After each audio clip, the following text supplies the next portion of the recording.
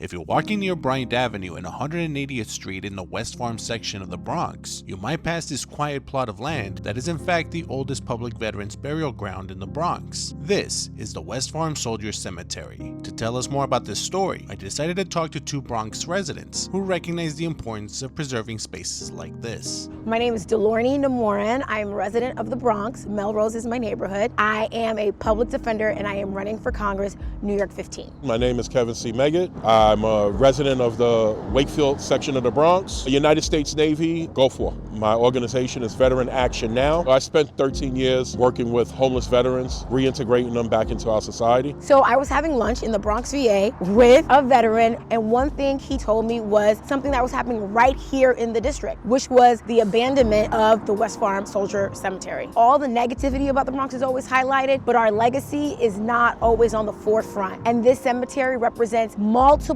times people from the Bronx have served this country. People always say that the only two things that come out of the Bronx is hip hop and the Yankees, but now you have this cemetery behind us, and I beg to differ. You have 4 different wars of people that reside in here. The War of 1812, the Civil War, the Spanish-American War, and World War I. Those veterans are no longer here with us, but the condition in which it's in really speaks volumes. In 1910, local citizens rededicated this site as the Soldiers Cemetery. They raised funds to erect a Civil War monument and transferred remains from other burial grounds, including Soldiers Plot on Hart Island. In 1954, the city assumed stewardship, and in 1967, the cemetery was officially designated a New York City landmark. That was a statue of a soldier. They took the statue down, and that was because of vandalism and theft and stuff like that. That statue needs to be restored to its rightful place. So if you make the place look attractive, it begins to bring about an interest. New York 15 is known as the poorest congressional district, but here in the Bronx, there is history.